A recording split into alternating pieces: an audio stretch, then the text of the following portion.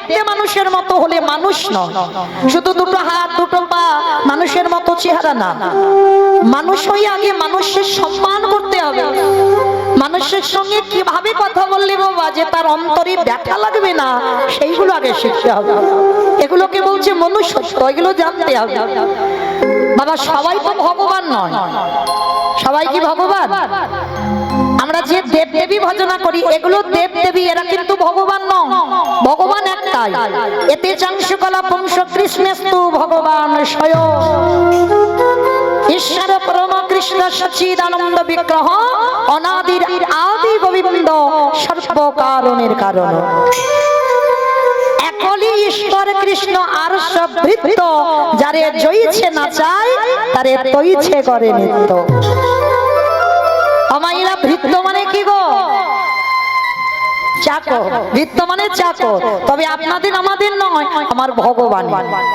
ভগবান বলছে আমি একা দায়িত্ব নিতে পারবো না, ওই জন্য ভগবান একটু ভাগাভাগি করে দিয়েছে, কিন্তু মূল গাছের গোড়া হচ্ছে আমার ভগবান। তাহলে ভগবান যে আসবে কি করে আমি বুঝবো কোনটা ভগবান?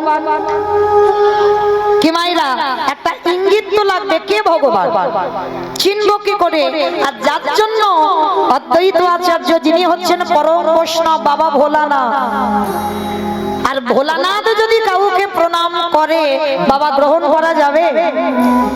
সচিমার বলে 8টা মেয়ে হলো, আর একটা মেয়েকে অষ্টাঙ্গে সচিমার ঘরে এসে দণ্ডবত প্রণাম। আর যেই না প্রণাম করি বাবা সচিমার কোলে একটা করে মেয়ে মরে যায়।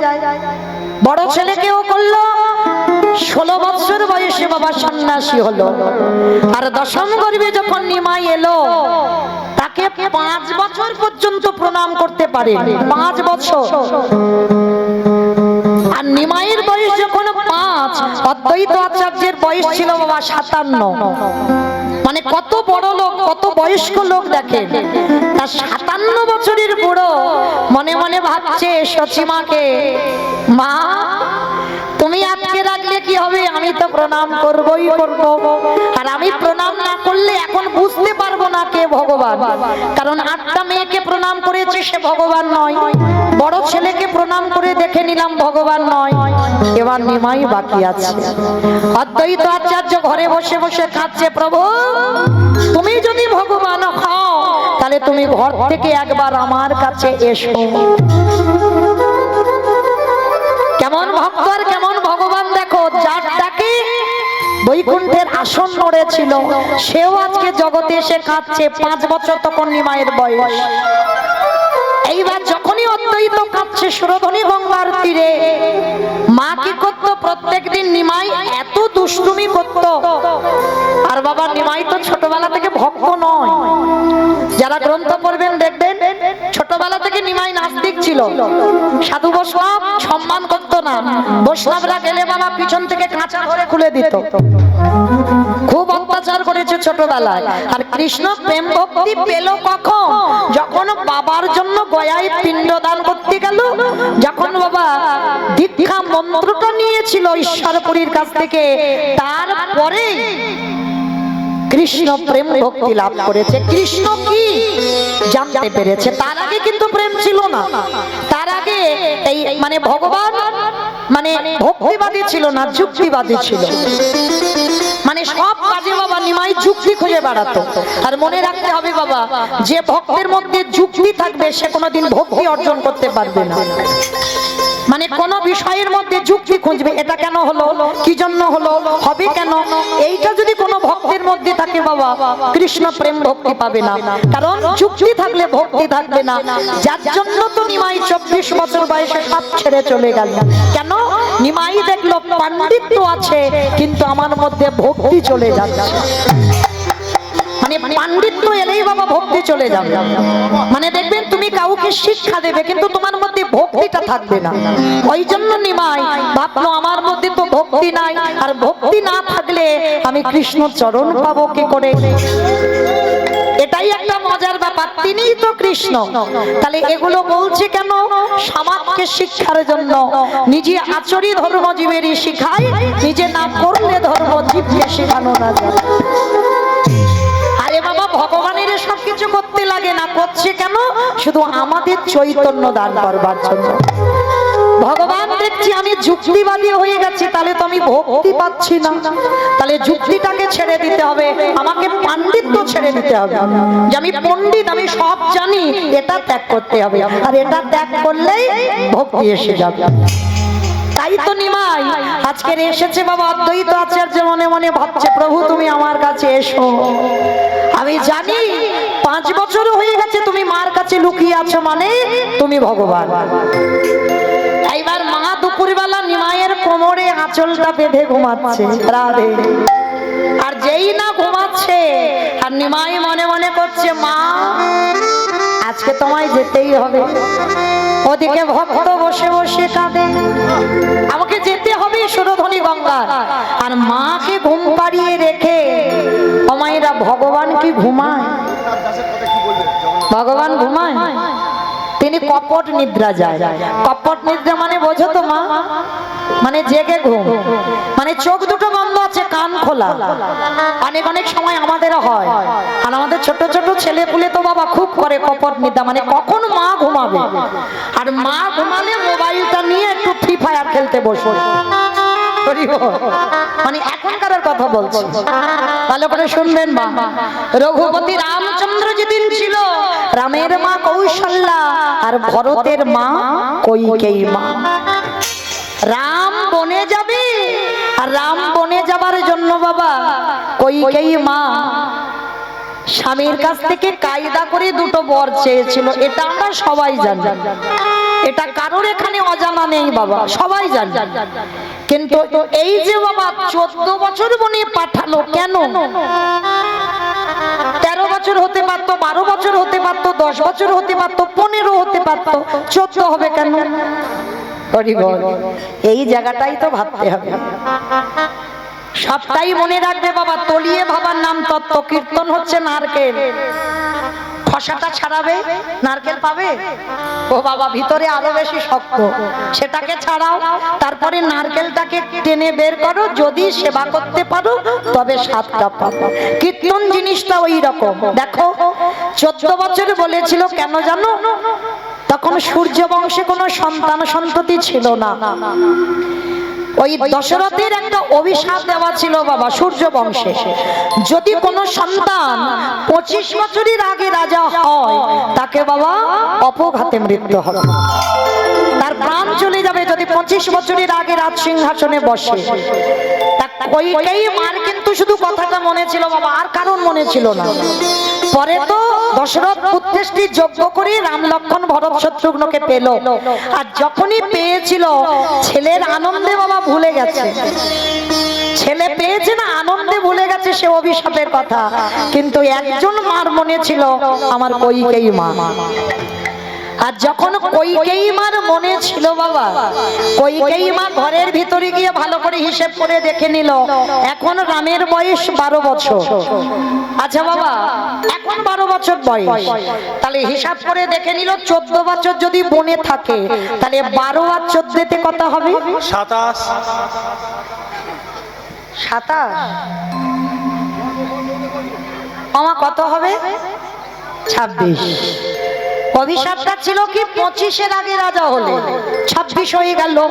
তা কইকেয়ী মা মনে মনে ভাবছে, তখন যদি রাম ফিরে এসে রাজ সিংহাসন পায় তখন তো আমার রামের মৃত্যু হবে না। ভালো করে ভেবে দেখেন সৎ মা, তখন কি ভরতের বয়স আরো বেশি ছিল? ছিল না তো। তাহলে কেমন মা দেখো, মনে মনে ভাবলো যদি মরতে হয় আমার ভরত মরুক, ও আমার ছেলে, কিন্তু আমার রাম যেন ভালো থাকে। এই কথাটা কেউ জানলো না, শুধুমাত্র তোমার রাম জেনেছিল। তিনি তো ভগবান, তিনি সবটাই জানতো। আর ঘটনাটা কেউ জানলো না, এত বড় ঘটনা যখন জানলো না, যার জন্য তো বাবা রাম যখন ফিরে এলো 14 বছর পরে, যখন অযোধ্যায় ফিরলো, সবার প্রথমে এসে বলেছিল, ডাক দিয়েছিল দরজায়, মা। তাহলে মা বলে ডাকলে বাবা কে আসবে?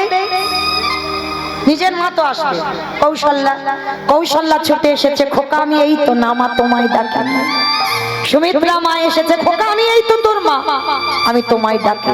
তাহলে কাকে ডাকছিস বাবা? বলে আমার কইকেয়ী মা কোথায়? যে মা তোকে 14 বছর বনে কাটাতে বললো, যে মা তোকে এত জ্বালা দিল, যন্ত্রণা দিল, কষ্ট দিল, ব্যথা দিল, বেদনা দিল, আর আজকে এসে তুই সেই মাকে খুঁজছিস। রাম তো তখনও বলতে পারিনি যে কেন কইকেয়ী মাকে খুঁজছে। কইকেয়ী মা হলো ভজনের পথে এগিয়ে দেওয়ার মা। কারণ রামচন্দ্র 14টা বছর সন্ন্যাস ধর্ম পালন করেছিল, একটা দিন অন্ন সেবা করেনি। সন্ন্যাস এমনি নয়, খুব কঠিন বাবা সন্ন্যাস। রামচন্দ্রের চরিত্র যারা শুনবেন, এই যত জগতে ছবি আছে দেখবেন রামচন্দ্রকে গেরুয়া বসন করে থাকতে দেখা যায়। আদৌ নয়, গ্রন্থটা বলছে না রামচন্দ্র কোনোদিন গেরুয়া বসন পরেছিল না। রামচন্দ্র বনবাসে কি পড়েছিল জানো? গাছের ছাল, গাছের ছাল পড়েছিল। শয়ন করত ভূমিতে, আহার করত গাছের ওই ফল। 14টা বছর, একেই বলে সন্ন্যাস। রামচন্দ্রের এত ত্যাগ ছিল পিতৃসত্য পালনের জন্য। আজকের বাবার কথা রাখতে কেমন কাজ করেছিল, এটা তো উপলক্ষ। কিন্তু কইকেয়ী মা জানতো রামের সন্ন্যাসটা দরকার। ভজন পথে এগিয়ে দেওয়ার মা। আর মনে রাখতে হবে, যে মা কৃষ্ণ ভজনে বাধা দেয় সেই মাকে ত্যাগ করা বাঞ্ছনীয়। যে গুরুদেব কৃষ্ণ ভজনে বাধা দেয় সেই গুরুকে ত্যাগ করা বাঞ্ছনীয়। যে দাদা ভাইকে কৃষ্ণ ভজনে বাধা দেয় সেই দাদাকে ত্যাগ করা বাঞ্ছনীয়। এটা আমার কথা নয় বাবা, আপনারা খুঁজে পাবেন। দেখেন বিভীষণ রাবণকে ত্যাগ করেছিল, করেছিল কিনা? আবার শুক্রাচার্যকে ত্যাগ করেছিল কে? বলি মহারাজ। শুক্রাচার্য কি জানতো না বামন ভগবান? জানতো তো। তাহলে জেনে শুনে কেন বাবা বাধা দিচ্ছিল বারবার? যখন জানতে পেরেছিল তখনই তো বলি রাজা বলেছিল, যে গুরুদেব জেনে শুনে কৃষ্ণ চরণে পাঠাতে চাই না সে গুরুদেবকে ত্যাগ করে দেওয়া ভালো। নিতাই গৌর হরি বল, হরি বল, হরি বল। আর যে মা কৃষ্ণ ভজনে বাধা দেয় মাকে ত্যাগ করো। ভরত মা কইকেয়ী মাকে ত্যাগ করে দিয়েছিল। কোনদিন মাকে মা বলে ডাকতো না, রামকে বনবাসে পাঠাবার অপরাধে বিধান দিয়ে দিল। তাহলে আজকে লক্ষ্য করে দেখেন বাবা, সেই রাম ফিরে এসে প্রবেশ করলো ওই কইকেয়ী মার কাছে। আর কইকেয়ীকে কারাগারে রাখা হয়েছিল। কেঁদে কেঁদে কইকেয়ীর শেষ পরিণতি অন্ধ। সেই কইকেয়ী মাকে কৃপা করেছিল রামচন্দ্র। কিন্তু 14 বছর বনবাসে যখনই পাঠালো তখনই কৌশল্যা কইকেয়ীকে অভিশাপ দিয়ে রেখেছিল। কইকেয়ী, আমি 14 বছরের পরে তো রামকে কোলে পাবো, বিনা অপরাধে বিনা কারণে যখন আমি আমার রামকে হারালাম। 14 বছর রাম যখন মনে গেল, ওরে কইকেয়ী রে, রাম আমার কাছে আয়, এর পরের জন্মে তোকে আমার গর্ভে আসতে হবে না, আসবি তোর বিমাতা কইকেয়ীর গর্ভে। রাম চমকে উঠল, মা আমাকে পাবার জন্য যোগীমণি কাঁদে, আর তুমি বলছো তোমার গর্ভে যাব না? না, আসবি না, যাবি তোর বিমাতার গর্ভে। তবে রাম যাবি কোনদিন স্তন দুগ্ধ পান করবি না। সেদিনও বুঝবে সন্তান জন্ম দেবার পর সন্তান যদি স্তন দুগ্ধ পান না করে তার কত জ্বালা, তার কত যন্ত্রণা, তার কত কষ্ট। আর কইকেয়ী, আমি 14 বছর কেঁদে পরে তো রাম পাবো, কিন্তু আমি রামের মা হয়ে তোরে অভিশাপ দিলাম, একটা জন্মে আমি 14 বছরে কাঁদব। ওরে কইকেয়ী,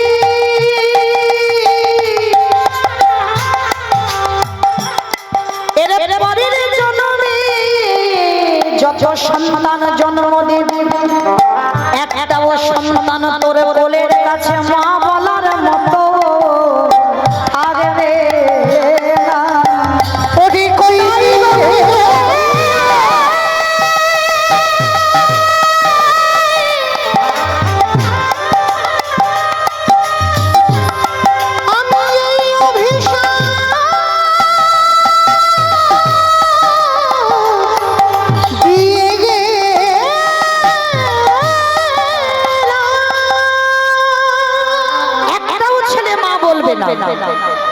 সেই কইকেয়ী পরের জন্মে হলো বাবা দেবকী মা। প্রথম কংসের কারাগারে 6টা সন্তান কংস মামা একটা একটা করে মারলো। সপ্তম গর্ভ নাশ হলো, কিন্তু নাশ নয়, রোহিণীর গর্ভে চালনা হলো বলরাম। অষ্টম গর্ভে কৃষ্ণ এলো, জন্ম নিতেই বাবা বসুদেব নিয়ে চলে গেল। রইল দেবকী মার কাছে কেউ রইল না, একটাও সন্তান রইল না। তাহলে সেই কইকেয়ী পরের জন্মে দেবকী, আর ওই দেবকী তার পরের জন্মে হলো কি গুন্ডিচা মা। যারা জগন্নাথ ধাম পুরী ধাম যাবেন উড়িষ্যা, গুন্ডিচা মা হয়ে একটা নয়, দুটো নয়, তিনটে নয়, 18টা ছেলের মা হলো। হিসেব করে রাখবেন, রামকে 14 বছর গুণে দেওয়ার অপরাধে কিরকম ডবল ডবল হয়ে টাকা কিরকম সুদে আসলে বেড়ে যাচ্ছে।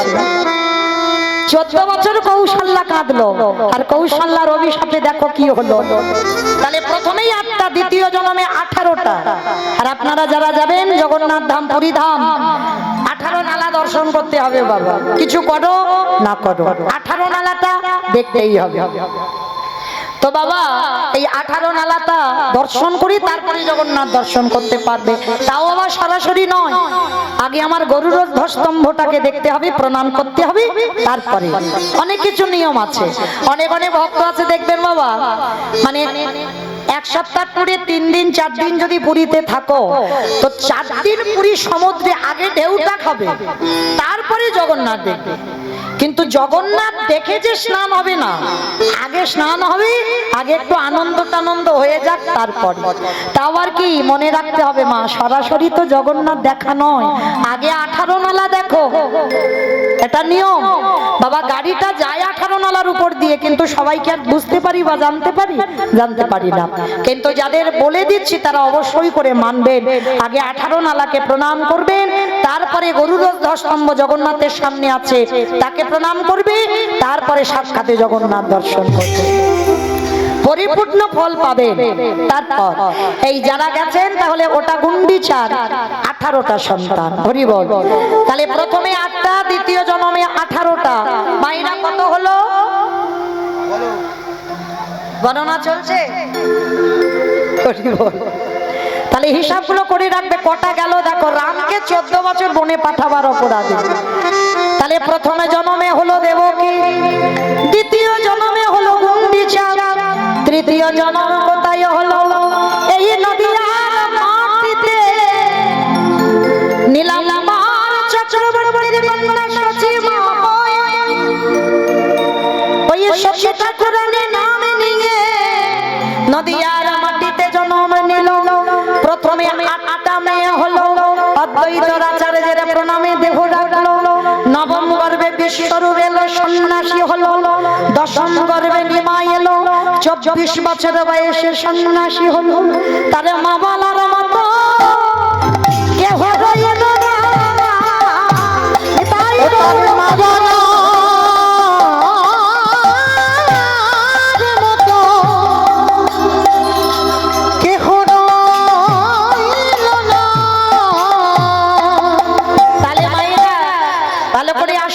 করেন সেই নিমাই প্রতিজ্ঞা করলো, মা তুমি কেঁদো না, আমি কথা দিলাম, আমি তোমার চরণ ছুঁয়ে প্রতিজ্ঞা করলাম যতবার আমি যেখানে যাই না কেন তোমার কাছে আমি থাকবো। ভালোবাসাটা শিখতে হবে গো, ভালোবাসাটা জানতে হবে। ঠিক ঠিক যদি ভগবানকে ভালোবাসতে পারো, আমাদের তো সেটাই বড় অভাব বাবা।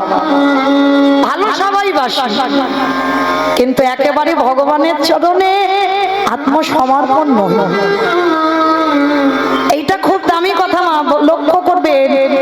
মানে কোনো সংকোচ রেখে ভগবানকে ভালোবাসতে হবে না, একেবারে নিঃসংকোচে ভালোবাসতে হবে। অহেতুকি প্রেম দরকার, হেতু নয়। বাবা আমার কিছু লাগবে সেটা হেতু আছে, আর ভগবানকে ভালোবাসতে গেলে হেতু লাগবে না, হেতু ছাড়া ভালোবাসতে হবে, তবেই তুমি পাবা। জানো মনে পড়ে গেল একটা স্কুল মাস্টারের কথা। মাস্টারি করে বাবা প্রত্যেক দিন সকালবেলা। মাস্টারি করলে কি হবে, অনেক অনেক এখানেও আছে অনেক অনেক ভক্ত, সংসারী ভক্ত, সাধুগুরু বৈষ্ণব পদ অবলম্বন করেন, কিন্তু বাবা তাদের একটা অভ্যাস আছে, সকালবেলা উঠলো বাসি কর্মগুলো সেরে বাবা আগে স্নান করে ভগবানের তুলসী গাছে জল দেওয়া, ভগবানকে সেবা পূজা করে দোকান হোক ব্যবসা হোক যাওয়া। অনেক ভক্ত আছে, তাদের উদ্দেশ্যে এই কথাটা একটু মন দিয়ে শোনো। একজন স্কুল মাস্টার, স্কুলের হেডমাস্টার, তা স্কুলের হেডমাস্টার প্রত্যেক দিন সকালবেলা বাবা ভাগবত পাঠ করে, ভোর ভোর ওঠে ব্রহ্ম মুহূর্তে। এটা নিত্য স্কুল মাস্টার করলে কি হবে বাবা, ভাগবত পাঠ একটা দিন বন্ধ হয় না। তার সকালবেলা ব্রহ্ম মুহূর্তে উঠে স্নান টান সেরে নিজ কর্ম করে ভাগবত পড়তে বসে, আর ভাগবত আসর থেকে উঠে তারপরে সময় হয়ে গেলে স্কুলে চলে যায়, কাছাকাছি স্কুল চলে যায়। সেই দিন বাবা স্কুল পরিদর্শনে বাবা ইন্সপেক্টর আসবে, আর ইন্সপেক্টর যখন আসবে সেখানে কি হবে বাবা, স্কুল তো ঘুরে ঘুরে দেখাতে হবে কোথায় কি আছে, সেটা তো হেডমাস্টারই দেখাবে। তা আগে থেকে কথাবার্তা হয়ে আছে যে স্কুল পরিদর্শনে আসবে সেদিন মাস্টারকে আসতেই হবে। আর সেই দিন বাবা হেডমাস্টার উঠে কি করেছে, সকাল সকাল ভাগবতটা নিয়ে বসেছে, আর ভাগবত পড়তে পড়তে এমন ডুবে গেছে বাবা সে আর ঘড়ি দেখার টাইমটা নেই। এটা হয় বাবা, কার হয় জানি না, আমার হয়। এই পরশুদিন বাবা গান আমার ছুটি ছিল, মানে ক্যান্সেল হয়েছে, একজনের ঠাকুমা মরে গেছে, বাড়িতে ছিলাম। আমার ছেলেটা খুব একটা ভালো নয়, একটু অসুস্থ, জন্ডিস হয়েছে, তো একটু শরীরটা খারাপ, তো ভালোই হয়েছিল, বাড়িতে ছিলাম। তো বাড়িতে থেকে বাবা ওই 7:30 8টার সময় আমার এখানে দেবুদারা আছে, ওনারা জানে, আমার বাড়িতে গিয়েছিল। আমার দোতলায় একটা গ্রন্থ ঘর আছে, তো সেইখানে গিয়ে বাবা পড়তে বসেছি, আর পড়তে বসে 7:30টায় বসেছি, 11টা বাজে। আমার খেয়াল ছিল না যে আমার ছেলেটাকে টাইমে খেতে দেব, মনে ছিল না। ওই পড়তে পড়তে বাবা পড়াতে এমন ডুবে যাওয়া হয়, যাদের পড়া অভ্যাস থাকে দেখবেন, একটু মহাভারত বলো ভাগবত বলো কোনো গ্রন্থ নিয়ে যদি একটু পড়ো, যদি বাবা একবার পড়াতে ডুবে যাও, তখন কিন্তু আর খেয়াল রাখবে না যে কটা বাজে। তা একেবারে বাবা যখন ঘড়িটা দেখলাম তখন 11টা 11:30 বেজে গেছে। ছেলেটা সন্ধ্যে থেকে খাইনি, খেতে দেবো, তাড়াতাড়ি করে সেখানে রেখে আবার তাড়াতাড়ি করে নিচে এসে রন্ধন করে খেতে দিতে 12টা বেজে গেল।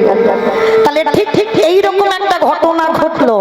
তো এই হেডমাস্টার ভাগবতে এমন ডুবে গেছে, তো স্কুল পরিদর্শনে আসবে বাবা ইন্সপেক্টর, আর সেদিনে ভুলে গেছে ভাগবতে ডুবে গিয়ে স্কুলের কথা ভুলে গেছে। আর যেই না বাবা, তা যেই না ওই পাঠ করতে করতে বাবা ভুলে গেছে একেবারে স্কুলের কথা, সঙ্গে সঙ্গে অনেক মানে বেলা গড়িয়ে চলে গেছে। এইবার গিন্নি এসে যেই না ডাক দিয়েছে, কি গো এখনো মন্দিরে বসে বসে ভাগবত পড়ে যাচ্ছ? হ্যাঁ গো, তুমি না বলেছিলে আজকে স্কুলে ইন্সপেক্টর আসবে, তোমাকে যেতেই হবে, আর তুমি গেলে না তো। এইবার যখন স্ত্রী দেখেছে বাবা চৈতন্য হয়েছে, তখন বাবা সে বেলা গড়িয়ে স্কুলের টাইম কখন চলে গেল। সর্বনাশ,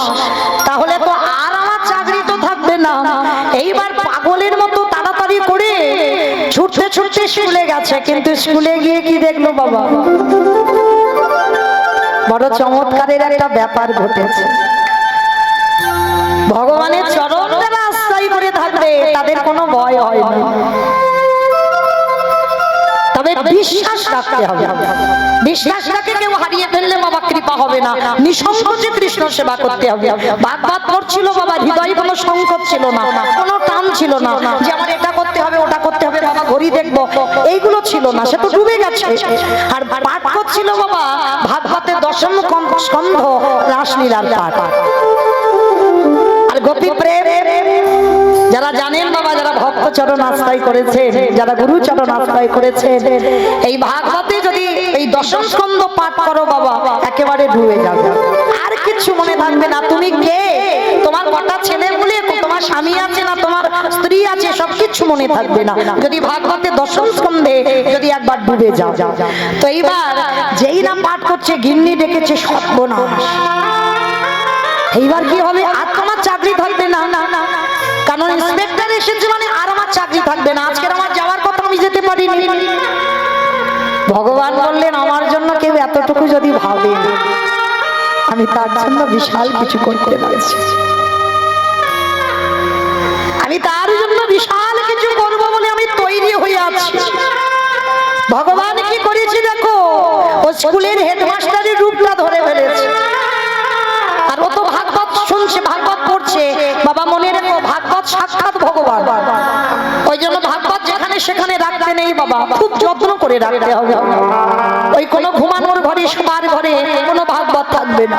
ভাগবত খুব সদা আচার হতে হবে, শুদ্ধ বস্ত্র পরিধান করে ভাগবতটাকে রাখতে হবে। কারণ ভাগবত যদি কেউ সেবা না করো, যদি কেউ ভাগবত সেবা করো, তার সাক্ষাৎ গোবিন্দ সেবা হয়ে যায়। নিতাই গৌর প্রেম, হরি বল হরি বল হরি বল। ভাগবত তো পড়ছিল মানে সাক্ষাৎ গোবিন্দ সেবা হচ্ছিল, আর ওই হেডমাস্টারের মুখে ভাগবত আমার ভগবান বসে বসে শুনছে। কিন্তু ভক্তের খেয়াল নেই, কিন্তু ভগবানের তো খেয়াল আছে কটা বাজে। এবারটা ভুলে গেছে যেতে, কিন্তু ভগবান তো বলেনি। এইবার ভগবান ওই হেডমাস্টারের রূপটা ধরে গিয়ে দাঁড়িয়েছে, একেবারে হেডমাস্টারের রূপটা ধরে দাঁড়িয়েছে বাবা কোথায়, একেবারে স্কুলে। আর স্কুলে গিয়ে বাবা যেই না এসে ওই গাড়ি থেকে নেমেছে, তাড়াতাড়ি করে অ্যাটার্জিটা হাতে ছিল, তাড়াতাড়ি করে ভগবান বয়ে এনেছে ওই হেডমাস্টারের রূপ ধারণ করে। স্কুলে কোথায় কি আছে সবটাই ভগবান ঘুরি ঘুরি দেখিয়েছে। শেষে যে মেয়েটা স্কুলে চা বানাতো ওই দিন মা সেও আসেনি, ভগবান নিজের হাতে চা বানিয়েছে। চায়ের প্লেট 4 কাপ নিয়ে ওই স্কুলের ইন্সপেক্টরকে দিয়েছে। ভগবানের প্রেম মাখানো, ভগবানের পরশ লাগা আছে, এখন তার স্বাদ একটু আলাদা হবে না।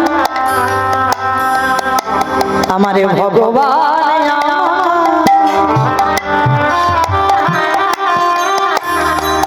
ওই না স্কুলের হেডমাস্টারের ধূপে ধাজন করে, ওই চায়ের প্লেটের কাপটা নিয়ে যেই না দিয়েছে, ওই ইন্সপেক্টর সেবা করে। বাহ, হ্যাঁ গো, তুমি এত সুন্দর চা বানাও, আমি তো কোনোদিন এইরকম চা স্বাদ পাইনি, আমি কোনোদিন এইরকম স্বাদ চায়ের হয় আমার জানা ছিল না। বেশ, আমি মাঝে মাঝে তোমার বাড়িতে আসবো। কি গো ভাই, একটু মাঝে মাঝে চা বানিয়ে আমার খাইও, কেমন? ঠিক আছে, তাই হবে, আমি নিজের হাতে চা বানিয়ে খাওয়াবো। ওই ইন্সপেক্টর এঁঠো চায়ের কাপটা হেডমাস্টারের হাতে দিয়েছে। আমার ভগবান ভক্তের লাগে ভগবান এঁঠো কাপ প্লেট নিয়েছে, নিজের হাতে সেই কাপ প্লেট ধ্বংস করে রেখেছে।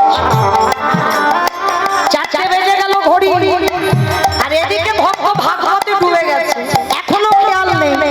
আর এদিকে ভগবান সব কাজ ছেড়ে দিয়েছে, সব কাজ ছেড়ে দিয়ে 4টে বেজে গেছে বাবা, ইন্সপেক্টর গাড়িতে করে চলে গেছে।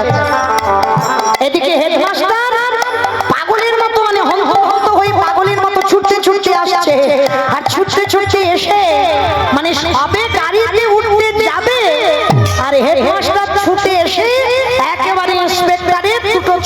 জড়িয়ে এ তো অবাক হয়ে গেল, কি আমার পা ধরলো কেন, কি হয়েছে? আমাকে তো যেতে হবে বন্ধু, আমি তো বললাম আমি একটা দিন আসবো, এসে তোমার হাতে ওই যে সুন্দর এত স্বাদের চা আমি খেয়ে যাব, আমি আসবো, কিন্তু এখন তোমাকে যেতে হবে। অনেকক্ষণ তোমার সঙ্গে রইলাম, খুব ভালো লাগলো। হেডমাস্টার তো অবাক হয়ে গেল, আমি কোথায় এলাম? আমি তো ভাগবত পড়ছিলাম। অবাক হয়ে গিয়ে বলছে, দেখেন স্যার আমার ভুল হয়েছে, আপনি বোধহয় ভুল বলছেন, আমি তো আসিনি, আমার ভুল হয়েছে। আজকের ব্রহ্মমূর্তি উঠে ঠাকুর বাড়ি গিয়ে ভাগবত পড়ছিলাম, আর ভাগবত পড়তে পড়তে আমি ভুলে গেছি আজকের আপনি আসবেন, তাই আমায় ক্ষমা করে। সে কি, আমি যখন এলাম আপনি আমার হাত থেকে অ্যাটার্জি বয়ে নিয়ে গেলেন, আমাকে নিজের হাতে চা করে খাওয়ালেন, আবার চার প্লেট পরিষ্কার করলেন, আমার সঙ্গে কত গল্প করলেন। আমি বললাম আমি চা খেতে আসবো, এটা কি বলছেন? আমি চা করে দিয়েছি? এটা হতে পারে না, এটা অসম্ভব, আপনার ভুল হচ্ছে, আমি আসিনি তো, আমি তো সবই আসছি। তাই ইন্সপেক্টরকে বলছে আপনি দাঁড়ান, আমি একটু স্কুলে গিয়ে দেখি তো। যেই না স্কুলে প্রবেশ করেছে, চারিদিকে অঙ্গগন্ধ, চারিদিকে ছড়িয়ে আছে চন্দন কর্পূরের গন্ধ, যে গন্ধ ওই হেডমাস্টারের মন্দিরে পাওয়া যায়, সেই সুবাস স্কুলে পাওয়া যাচ্ছে। রান্নাঘরে প্রবেশ করে দেখছে চারিদিকে ভগবানের অঙ্গগন্ধ, চিৎকার করে ডাকলেন গোপীনাথ, গোপীনাথ।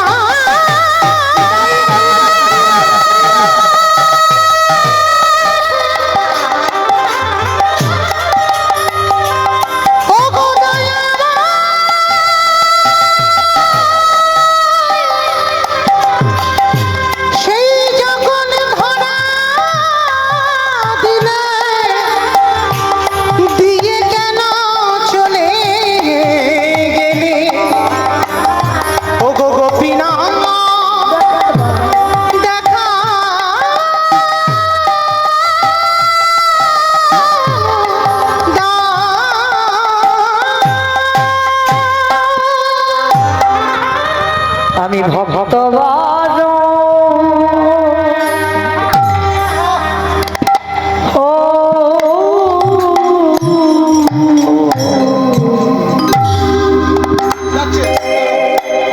ভালো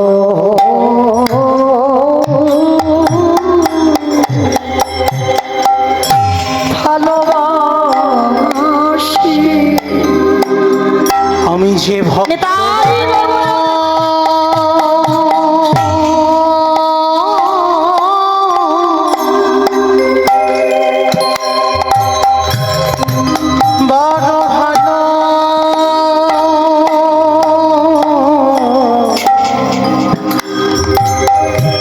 ভালো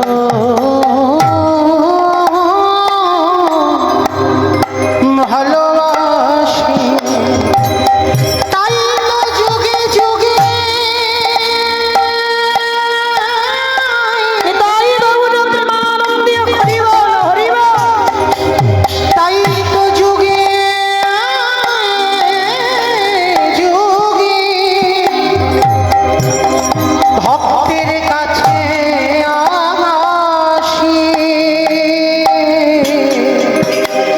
আমি যে ভক্ত বড়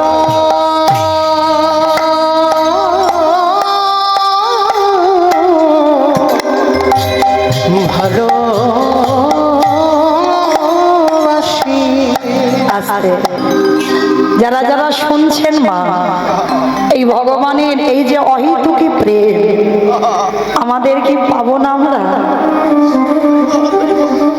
এ জীবনে নাই বাহ, এর পরের জন্মে নাই বাহ, তারপরের জন্মে নাই বাহ, কিন্তু আমার বিশ্বাস কোনদিন না কোনদিন তাকে সাক্ষাতে আসতে হবে। ভগবানের ভালোবাসার প্রতি এটা রাখতে হবে, আর এটা যার আছে বাবা, কোনো না কোনো দিন সাক্ষাতে ভগবান কৃপা হবে। আর এই যে আপনারা ভগবানের গুণানুগুণ কীর্তন শুনছেন, তার মানে কিছু তো পাচ্ছেন, আর কিছু পেতে গেলে মা কিছু দিতে হয়, অবশ্যই করে দিতে হয়। শুধু এখানে বলে নয়, প্রতিটা হরিবাসরে। আর আপনারা জানেন আমার এই দাদা ভাইদের ভিক্ষার বাসর অনেক কষ্ট করে, অনেক অর্থ পরিশ্রম করে আমরা কীর্তনিয়া হয়েছি, কিন্তু আমরা ভক্ত হতে পারি। আশীর্বাদ করবেন, জীবন তো হয়ে গেল, এর পরের জন্মে যদি আসি যেন আপনাদের মতো আমি ভক্ত হতে পারি। হরি বল, হরি বল, হরি বল। আর আমি কীর্তনিয়া হতে চাই না, আমি ভক্ত হয়ে আসতে চাই। তাই আমার কমিটি দাদা ভাইদের হয়ে, ভাইদের হয়ে, বাবাদের হয়ে আপনাদের চরণে আমার একটা নিবেদন, আপনাদের কাছে যাবেন আমার কমিটি দাদা ভাইরা। কারণ প্রত্যেকে তো ঘরে ঘরে বাবা একটা করে হরিবাসর তৈরি করতে পারবো না, অনেকে পারেন, যারা পারেন না তাদের উদ্দেশ্যে বিশেষ করে বলা, এটাও ভগবত সেবা। কারণ দেখেন যারা আমার মুখে কীর্তন শুনছেন, একটু ভাগবত সেবা করে ভগবান নিজেই হেডমাস্টার ধরে তার কর্মটা করে দিয়ে এলো। ঠিক ঠিক তদ্রূপ এটাও একটা সেবা। আপনারা সবাই যখন এসেছেন হরিবাসরে, একেবারে নিঃসংকোচে, নির্দ্বিধায়, কোনো মনের ভিতরে দ্বিধা নয়, কোনো সংকোচ নয়, শুধুমাত্র জানবেন এটা আমার গোবিন্দ চরণে দিলাম, এইটা দিয়ে আমার গোবিন্দ সেবার কাজে যেন লাগে। এই নিঃসংকোচে আমার গোবিন্দ সেবায় আপনারা কিছু দান করবেন। আমার দিদি ভাইরা, দাদা ভাইরা, ভাইরা, বাবারা যাচ্ছেন, যার যেমন সামর্থ্য আছে। আমি বলে দিচ্ছি না যে এত এত দিতে হবে, যার যেমন ক্ষমতা। তবে মা চেষ্টা করো যেন ওই ঝনঝন আওয়াজটা না হয়, কেমন বুঝছো তো আমি কেন বললাম? ঝনঝন আওয়াজটা যেন না হয়, সেরকম ভাবে একটু দেবে, অনেক বড় বড় ব্যবস্থা করবো। তো যাই হোক, যারা দান দেবেন ধ্যানটা কিন্তু কীর্তনে রাখবেন, কেমন এক মন থেকে যেন দু মন হয়ে না যায়, আর হয়ে গেলে বাবা কিছু বুঝতে পারবেন না। আর প্রত্যেকের কেউ উঠবেন না, প্রত্যেকের কাছে আমার এই দিদি ভাইরা, দাদা ভাইরা যাবেন, প্রত্যেকে দেবেন, কেমন? আর গোবিন্দ এই যে বললাম, কিছু পেতে গেলে কিছু দিতে হয়, দিতে হবে, 1 টাকা হলেও দেবে, কেমন? নিতাই গৌর প্রেমানন্দে হরি বল, হরি বল, হরি বল। অনেক মানুষ আছে গ্রামাঞ্চলে দুগ্ধ বিক্রি করে, করে নাকি? সে হয়তো গয়লা নয় কিন্তু দুধ বিক্রি করে, কিন্তু ওদের একটা অভ্যাস খারাপ কি জানো? সে যত বেশি ভগবানের কৃপায় দুধ হোক না কেন, একটু না একটু জল দেবে, এটা ওদের অভ্যাস, ও দেবে। কিন্তু মা যারা যারা দুধে জল পাইল করে বিক্রি করো, তারা ভালো করে কান খুলে শুনে নাও, অপরাধ, ঘোর অপরাধ। কেন? একটা কথা বলি যায়, সে যে দুধটা কিনছে বাবা, সে তো পয়সাটা তোমায় ন্যায্য দিচ্ছে, কিন্তু তুমি তার সঙ্গে কি করছো? ঠকাচ্ছ নাকি? জগতে কেউ দেখতে পাচ্ছে না তুমি দরজা বন্ধ করে দুধের সঙ্গে জল পাইল করছো, কিন্তু যে দেখবার মালিক সে তো ঠিক দেখতে পাচ্ছে, কোনোদিন ক্ষমা করবে না। ওই জন্য যারা এতদিন দিয়ে রেখেছো, এবার ওই অভ্যাসগুলো ত্যাগ করো, কেমন? ওই অভ্যাস এবার ত্যাগ করে দাও। কোনোদিন কখনো এতটুকু জল ওই দুধে পাইল করবে না, যতটুকু দেবে সেটা যেন খাঁটি দুগ্ধ, কাউকে বিক্রি করা হয়। বিক্রি করাটা অপরাধ নয়, সেটা তোমার সংসার চালাবার জন্য করতেই পারো, কিন্তু অপরাধ তখনই হয়ে যাবে যখন তুমি দুধে জল পাইল করে বিক্রি করবে। এই ভলির চরিত্রটা দেখেন বাবা, ভক্তিমতী নারী ছিল, কিন্তু একটা গরুর 1 বালতি দুধ হতো, আর 1 বালতি করে দুধে এত লোক ওই যমুনা থেকে আরো 1 বালতি জল তুলে পাইল করতো, মানে 2 বালতি দুধ বিক্রি করতো। কিন্তু বিক্রি করলে কি হবে মা? প্রত্যেক দিন 1 গ্লাস করে দুধ আমার গোপীনাথের সেবায় দিত। ওই জল মাখানো দুধ 1 গ্লাস করে গোপীনাথের মন্দিরে বৃন্দাবনে দিয়ে আসতো প্রতিদিন। আর যতক্ষণ না গোপীনাথের সেবা হতো, আমার বলি জলস্পর্শ করতো না। এইটা ছিল তার অভ্যাসটা ভালো। কিন্তু একদিন আমার গিরিধর গোপীনাথ মনে মনে ভাবছে, বলি আচ্ছা তোর তো একটা গরুর 1 বালতি করে দুধ হয়, তোর এক গ্লাস সংসার, তাহলে তো প্রয়োজন নেই ওতে জল পাইল করা। কেন এই অধর্মটা তুই কেন করিস? তো এর জন্য আমি তোকে একটু শাস্তি দেব। দাঁড়া, প্রত্যেকদিন তুই দুধে জল দিস তো, দেখাচ্ছি মজা তোর। দাঁড়া, এইবার ওই যমুনা থেকে জল তুলে বাবা দুধে বাইল করেছে, ওই জল মাখানো দুধ এক গ্লাস গোপীনাথের মন্দিরে দিতে গেছে। বাবাজি, বাবাজি, তাই না, গোপীনাথের জন্য দুধ এনেছে, দুধটা ভোগে লাগিয়ে দেবে। কেমন? গোপীনাথের দুটো গ্লাস। ভগবানের পরীক্ষাটা দেখো কেমন জব্দ করছে ভক্তকে। তা ভোলির হাত থেকে গ্লাসটা নিয়ে গোপীনাথের দুটো গ্লাসে দুধটা ঢেলেছে, আর যেই না ঢেলেছে মা দেখে না গোপীনাথের গ্লাসে দুটো ছোট ছোট মাছ পড়ে গেছে। যমুনা থেকে জল তুলেছে বালতি করে, আর ওতে ছোট ছোট দুটো মাছ দিয়ে দিয়েছে ভগবান, আর পর দুটোই মাছ গোপীনাথের গ্লাসেই পড়েছে। পূজারি দেখা মাত্র রেগে গিয়ে বলেন, ভোলি এদিকে আরে তুই জানিস আমার গোপীনাথের সেবায় মাছ দেওয়া হয়, আর তুই কিনা এই দুধের সঙ্গে মাছ দিয়েছিস। চমকে উঠেছে ভোলি, বাবাজি আমি তো জানি গোপীনাথের দুধে মাছ দেয় না, তো আমি মাছ দেবো কেন? আমি তো দুধ এনেছি। অপদার্থ, ভালো করে চেয়ে দেখ, দুটো গ্লাসে দুটো মাছ ভেসে উঠেছে। ভোলি গিয়ে দেখছে বাবা মাছ নেই, আর বাবাজি গিয়ে দেখছে দুটো মাছ চড়ে বেড়াচ্ছে। যার যেমন ভাব তার তেমনই লাভ। কিন্তু এইটা গোপীনাথ কেন করেছি? ভক্তকে পরীক্ষা করবে বলে। ও কেন দুধে জল দেয়? পরীক্ষার জন্য, শাস্তির জন্য। তো যেই না ভোলি বলছে, বাবাজি আপনি বলছেন আমি দুধে মাছ মাখিয়েছি, কি করে? আমি তো মাছ দেখতে পাচ্ছি না। ও তার মানে তুই এবার সমাজে আমাকে মিথ্যাবাদী বানাবি? আমি মিথ্যাবাদী? আমি নিজে চোখে দেখছি মাছ ভাসছে, তুই বলছি ভাসছে না। দেখাচ্ছি তোর। দাঁড়া, যখন কোনো চিৎকার চেঁচামেচি হচ্ছে, চারিদিক থেকে লোক ছুটে ছুটে এসেছে, বাবাজি সবাইকে ডেকে বলছে, শোনো, এই ভোলির দুধ নিয়ে প্রতিদিন গোপীনাথের সেবায় লাগাতাম, আর জানো ওই মেয়েটা আজকের গোপীনাথের দুধে মাছ দিয়েছে। না না বাবাজি, না, আমি দুধে মাছ দিইনি। তাহলে আমি কি নিজের চোখে ভুল দেখছি? বেরিয়ে যা, এক্ষুনি আমার মন্দির থেকে বেরিয়ে যাবি। আজকের পর থেকে তোর দুধ নিয়ে গোপীনাথের সেবার কাজে লাগাবো না। আজকের পর থেকে তোর দুধ গোপীনাথের সেবার কাজে লাগবে না। আর আমি তোকে আদেশ দিলাম, আজকের থেকে তুই কোনোদিন আমার এই মন্দিরে স্পর্শ করবি না। ওই গ্লাসের দুধ গোপীনাথের গ্লাস থেকে ঢেলে ভোলির গ্লাসে ঢেলে ভোলিকে ফিরিয়ে দিয়েছে। বেরিয়ে যা, দূর হয়ে যা। আজকের পর থেকে গোপীনাথের মন্দিরে আসবি না, গোপীনাথকে ছুঁয়ে দেখবি না, আর গোপীনাথের দিকে চোখ তুলেও দেখবি না। গ্লাসের দুধটা নিয়ে কাঁদছে আর বলছে, গোপীনাথ কেউ জানুক না জানুক তুই তো জানিস আমি গোপীনাথের দুধে মাছ দিইনি, কারণ আমি তো জানি গোপীনাথ কি মাছ খায়, আমি তো জানি, তাহলে আমি কেন দুধে মাছ দেব?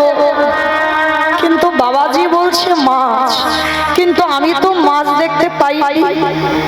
তবে গোপীনাথ এই জন্মে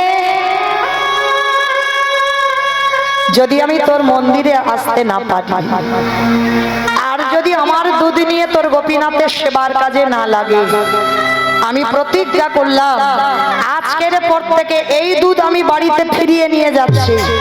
আর এই দুধ তুই যতদিন না খাবি, আমি কথা দিলাম আমি ততদিন জলস্পর্শ করব না। কোনো মন্ত্র জ্ঞান নেই, কোনো বেদ অধ্যয়ন করে না, শুধু এক গ্লাস করে দুধ দিয়ে গোপীনাথকে কিনে নিল।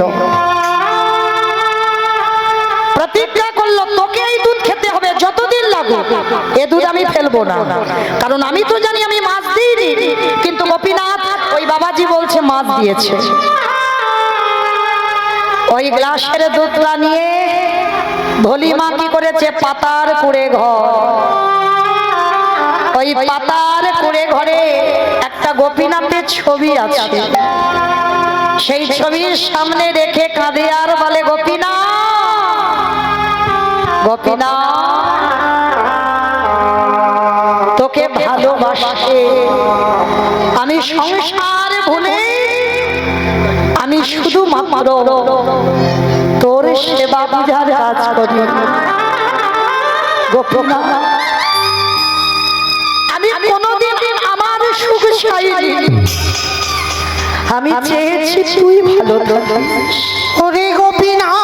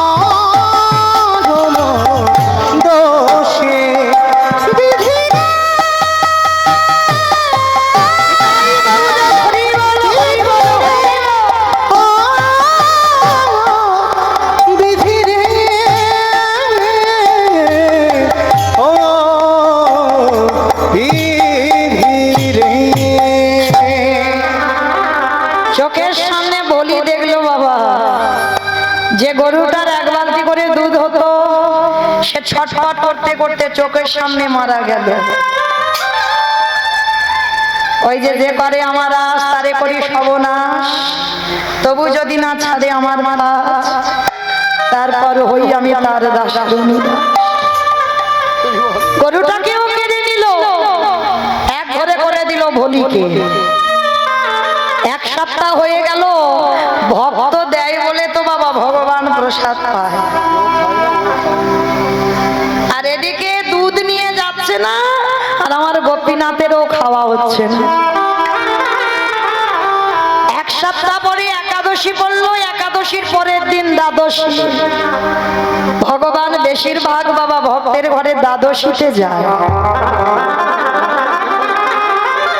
আজকে দ্বাদশীর দিনে ভগবান মনে মনে ভাবছে যায়, ও মেয়েটা যে এমন প্রতিজ্ঞা করেছে, ও তো জলও খাবে না, আর ও অনাহারে তো মরে যাবে।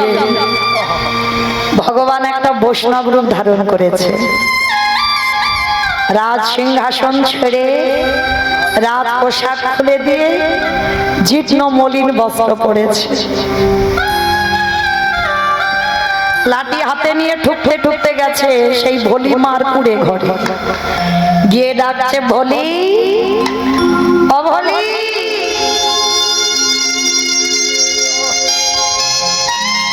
বাড়িতে আছিস মা? কে কে ডাকলো আমায় ভোলি বলে? এমন হৃদয় জোড়ানো ডাক তো কেউ ডাকেনি গো কোনোদিন। কে ডাকলো আমার? গোপীনাথের চরণ থেকে দরজায় এসে দেখছে বা একটা বয়স্ক মানুষ বৈষ্ণব করজোর করে বলছে, বাবাজি বলুন আমি কি করতে পারি? আমার গোপীনাথ ছদ্মবেশে বলছে, ও ভোলি, কদিন মোর কিচ্ছু খাওয়া হয়নি, কালকের একাদশী হয়েছে, ও মামা আজকের এখনো পর্যন্ত পালন করিনি, আমায় একটু খেতে দিবি মা ভোলি? বাবাজি আমার ঘরে তো কিছু নেই গো, আমি নিজেই তো এক সপ্তাহ কিছু খাই, থাকলে তো দেব। আমার একটা গরু ছিল, গরুটাও মরে গেছে, কিচ্ছু নেই আমার ঘর। ভগবান তো গেছে গো, সেই যে এক সপ্তাহ আগে যে ছানা কেটে যাওয়া দুধ পোকা হয়ে গেছে, গন্ধ, ওইটা খাবে বলে গেছে। এখনো তো ছবির সামনে বসানো আছে। বাবাজি রূপী গোপীনাথ বলছে, ও মা দেখ না, কিচ্ছু কি নেই, দেখ না কিচ্ছু। বারবার গোপীনাথ মনে করাচ্ছে সেই যে ছানা কেটে যাওয়া দুধের কথা, ওইটা মনে পড়ুক। বলি বলছে, বিশ্বাস করো বাবা আমার কাছে কিচ্ছু নেই।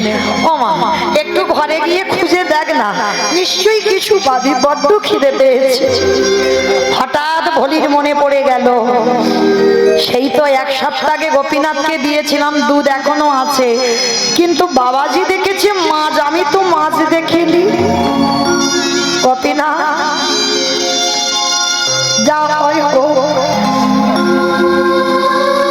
অপরাধ লাগবে আমার লাগবে, কিন্তু আমি তো মাছ দেখিনি, এই দুধ আমি ওই বাবাজিকে দেব। বলে ঠিক আছে বাবা আপনি দাঁড়ান, একটা জিনিস মনে হচ্ছে আছে। ছুটে গেছে বলি, আর ছুটে গিয়ে দেখে না ছবির সামনে থেকে সেই এক গ্লাস দুধ না, ওমা যারা দুধ রেখে দেবে কাঁচা দুধ কি দশা হবে, গন্ধ, পোকা লেগে যাবে, ওপরে ছাদনা ফুটে যাবে না, এক সপ্তাহ হয়ে গেছে তো। আর সেই দুধের গ্লাসটা এনেছে, আমার ভগবানের দেখে বড় তৃপ্তি হয়েছে, ওইটা খাবে বলে তো ছুটে এসেছে। সেদিন বাবাজি মাছ বলে খেতে দেয়, যেই না ভলির হাতে দেখেছে বাবাজি তাড়াতাড়ি করে ভলির হাত থেকে কেড়ে নিয়েছে দুধের গ্লাস, আর গ্লাসটা কেড়ে নিয়ে ভগবান আঁকুপাকু করে তাড়াতাড়ি করে ওই ছানা কেটে যাওয়া গন্ধ পোকা হয়ে গেছে ওই দুগ্ধ আমার ভগবান সেবা করলো। নিতাই গৌর হরি বল, হরি বল, হরি বল। আর যেই না সেবা করেছে, সেবা করে বলছে আহা বড় তৃপ্তি পেলাম, বড় শান্তি পেলাম, যে দুধ আজকের সেবা দিলি। ও মা একটা কথা বলবো মা? বলুন বাবা। ও মা তোর ঘরেতে আজকে রাতটুকু একটু থাকতে দিবি? ভেবে দেখেন মা, শ্বেত পাথরের মন্দির ছেড়ে ভক্তের কুড়ে ঘর, যার ঘরে কিচ্ছু নেই, না আছে একটা খাদি বিছানা, কিচ্ছু নেই, না আছে একটা বাবা কাঁথা বালিশ ব্যাংকেট, কিচ্ছু নেই, সেই ঘরে থাকবে বলে গেছে। রাজপ্রাসাদ ছাদখালা মন্দির ছেড়ে ক্ষমা দে না মা, একটু রাতটুকু থাকবে, বয়স্ক মানুষ, ঠান্ডার সময় খুব কষ্ট হচ্ছে, এক সপ্তাহ কিছু খাইনি তো। বাবাজি একটু দুধে জল দেওয়ার অপরাধে আমি আর মন্দিরে যেতে পারি না। আর যদি আপনাকে আমি রাত্রিবেলা থাকতে দিই, সকালবেলা আমাকে সবাই বলবে দ্বিচারিণী। আমি নারী জাতি, আমি একা থাকি তো, সমাজ আমাকে কলঙ্কিনী বলবে। ও মামা, সমাজের কথাই কি যায় আসে রে মা। আচ্ছা ঠিক আছে, তোর ভয় তো, আমি এই উঠানে থাকবো, তুই ঘরের দরজা বন্ধ করে থাকিস, একটু রাতটুকু উঠানে কাটিয়ে যাই। ভলি মনে মনে ভাবছে গোপীনাথের মন্দিরে তো যেতে পারি না, শুনেছি অতীতে সেবা নাকি ভগবানই সেবার তুল্য। গোপীনাথ, কেউ জানুক না জানুক তুমি তো জানো, আমার হৃদয়, আমার মন সবটাই তুমি জানো। আমার কলঙ্ক রটুক আর যাই হোক, আমি এই বাবাজিকে রাত্রিটুকু আমার বাড়িতে থাকতে দেব। আর বয়স্ক মানুষ, পৌষ মাসের সময় কনকনে ঠান্ডা। বাবাজি একটা কাজ করেন, আপনি একটা দিন তো আপনি ঘরে থাকেন, আমি এই উঠানে একটা দিন কাটিয়ে দেব, খড় বিছিয়ে কাটিয়ে দেব। ঠিক আছে মা, তাই হবে। ও মাইরা, ভগবান কি ঘুমাতে গেছে? ভগবান ঘুমাতে যায়।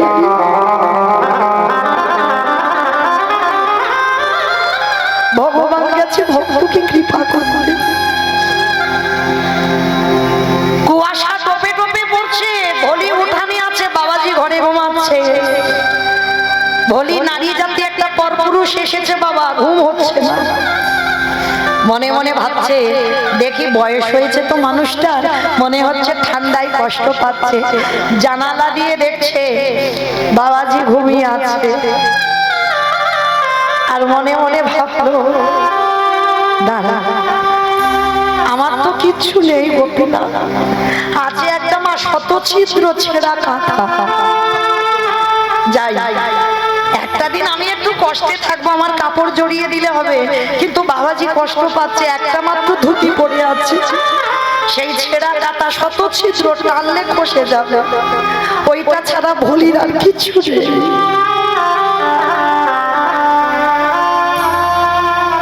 এইরকম কাঙাল না হলে কি কৃষ্ণ ভক্ত হওয়া যায়? কৃষ্ণ ভক্ত হতে গেলে বাবা অট্টালিকাতে ভজন হবে না, কখনো হবে না। ভজন করতে গেলে তোমাকে পথের ভিখারি।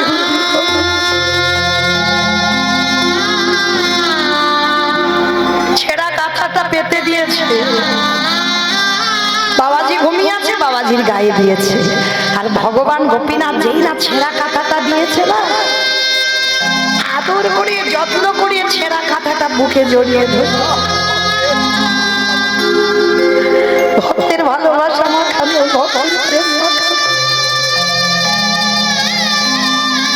বুকে জড়িয়ে ধরে ঘুমিয়ে আছে। আর বলি সারা রাত ঘুমায়নি, ভোরের বেলা ঘুমিয়ে পড়েছে। আর ভগবান ওই ঘুমানোর অপেক্ষাতে ছিল, আর যেই না ঘুমিয়ে পড়লো, গোপীনাথ ওই ছেঁড়া কাঁথাটা নিয়ে মন্দিরে চলে গেছে।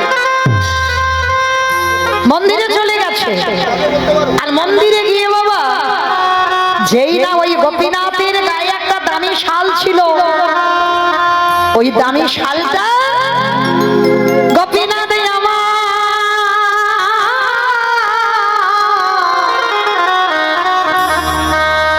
ওই নিজের গায়ে শালটা নিয়ে ভোলি মা আমার উঠানে ঘুমাই আছি,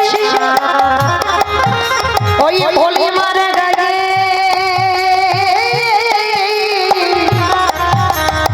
ওই দামে শালটা আজ ভোলির গায়ে চাপা চাপা দিয়ে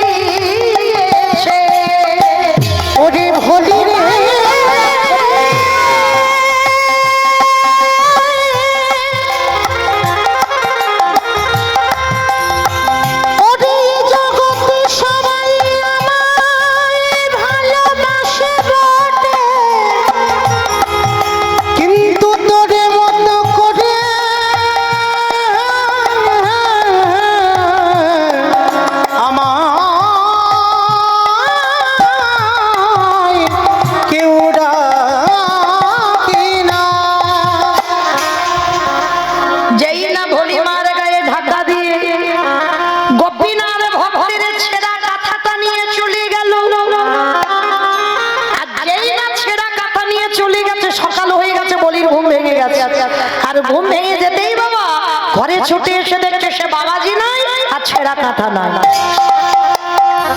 কি গেল কোথায়? আর ভাবতে ভাবতে নিজের দিকে তাকিয়ে দেখে না মা অনেক টাকা দাম গোপীনাথের গায়ে শালটা ভোলির গায়ে। কি গো প্রতিদিন তো গোপীনাথের মন্দিরে যেত আর গোপীনাথের গায়ে যে কি চাদর বা কি শাল আছে সেটা কি ভোলি জানে না। আর যেই না শালটা দেখেছে ভোলি কি করেছে চমকে সর্বনাশ, এটা তো আমার গোপীনাথের শাল। আর বুঝতে দেরি হলো, ওরে গোপীনাথ আমার ছেঁড়ার কাঁথার বদলে তুই দামি মনে মানিক দেবা,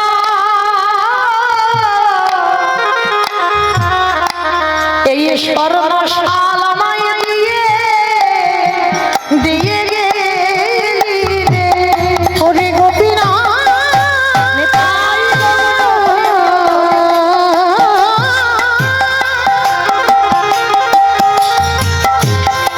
তুই নাকি ভাবতে ভগবান একেবারে দেখা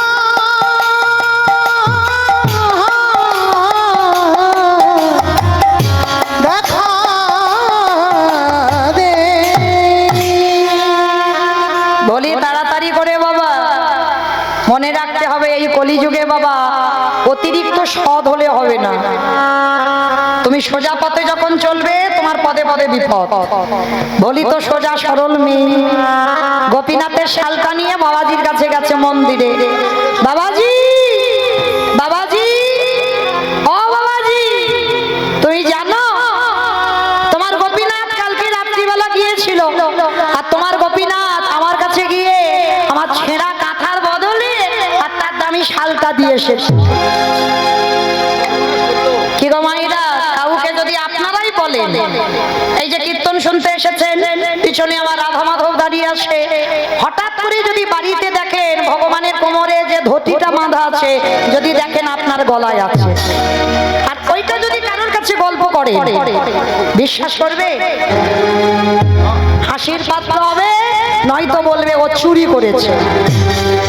বলি আজকের ভালো সাজতে গেল তার দশা কি হলো দেখো। যেই না কথাটা বলা পূজারি বলেন ও তোর দুধ নিয়ে গোপীনাথের সেবা দিইনি বলে আজকের গোপীনাথের গায়ে থেকে শাল চুরি করেছিস? না না বাবাজি না, আমি চুরি করিনি, আমি চোর নই, আমি এই জীবনে কারোর সম্পদ চুরি করিনি। আমার গোপীনাথ তোর ছেঁড়া কাঁথা নিয়েছে? মিথ্যাবাদী, তার মানে তুই এই শালটা চুরি করেছিস? না বাবাজি বিশ্বাস করো আমি চুরি করিনি, তুমি বারণ করতে আমি মন্দিরে কোনোদিন আসিনি। তবে রে দাঁড়া, গ্রামের লোকজন ডেকেছে আর লোকজন ডেকে সবাই মিলে ভোলিকে মারছে। বেরিয়ে যা, দূর হয়ে যা গোপীনাথ।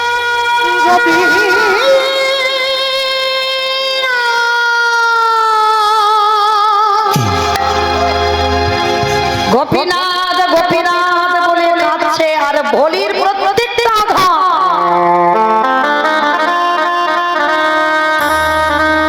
আমার ভগবানের অঙ্গে লাগছে। এত মারছে গোপীনাথ মন্দির থেকে মুখ ঠুকে মাটিতে মরে গেছে। ভোলির গায়ের ওই আঘাতগুলো আমার গোপীনাথের গায়ে লাগছে। গোপীনাথ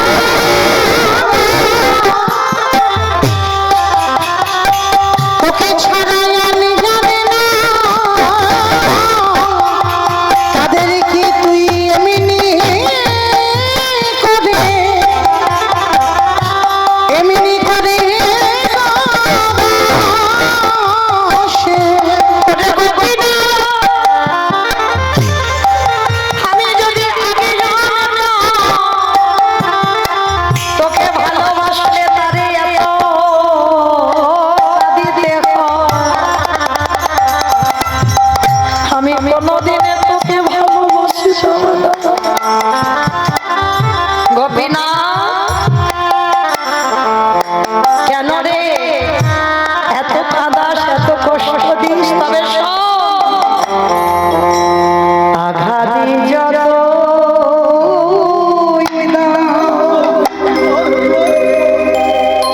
শক্তি দিও সজীবাদে ও গো দয়া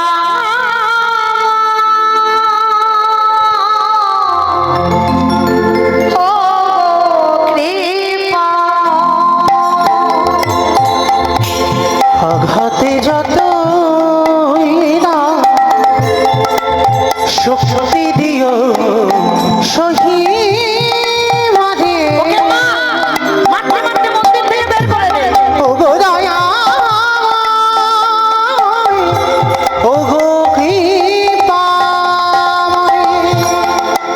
সুখ তো সবাই যায়, দুঃখটাকে নেবে বলো, জানি তো ভালোবেসে আরো কাছে না। ওরে সুখে তো সবাই চায়, দুঃখটাকে নেবে বলো, জানি তুমি ভালোবেসে আরো কাছে টেনে না। তোমারই ক্ষমার মাঝে পাই যেন তুমি ছাড়াই জগতে কেহ নাই। ওগো তোমার ক্ষমার মাঝে পাই যেন ঠাই, তুমি ছাড়াই জগতে আরে কেহ নাই। গোপীনা ক্ষমা দানে ক্ষমা দানে না প্রভু ও গো দয়াময় ও গো কৃপাময়। গোপীনা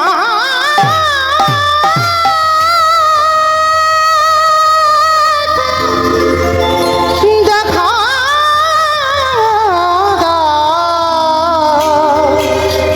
ও গো গোপীনা। যেই না মন্দিরের দরজা খুলল, পূজারি দেখল গোপীনাথ সেই ছেঁড়া কাঁথা বুকে দিয়ে।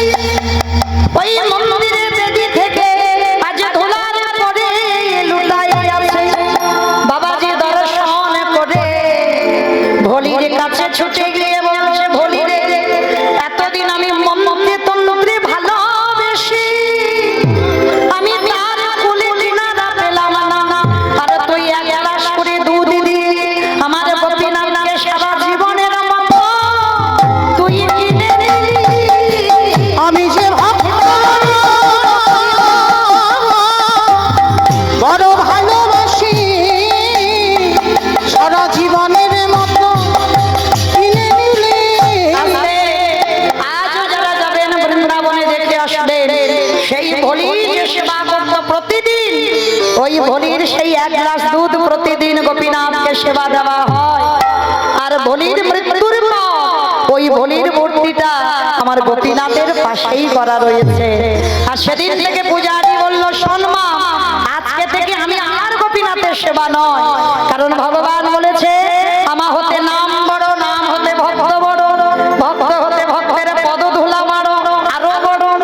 আজ থেকে গোপীনাথের সেবা নয়, আমি তোর সাথে আমি ভজন করব। আমি এই প্রতিজ্ঞা করে গেলাম, ওরে তোরই কারণ ভজন করব। দৈববাণী হলো আজকে থেকে ভোলি করবে আমার সেবা। আর ভোলি গিয়ে বলছে, প্রভু অনেক দিনের ইচ্ছা ছিল তোমাকে একবার যুগলে দেখবো, কৃপা করে তুমি একবার যুগল রূপে দর্শন দাও। ভগবান নামলো ধলাই, সাক্ষাতে ভক্তগণ যুগল দর্শন করলো। মায়েরা তাহলে কি বুঝলাম? ভক্তি যার কৃষ্ণ তার সর্বশাস্ত্রে কয়, ভক্তি না থাকিলে কৃষ্ণ দেখিও বা কিবা হয়।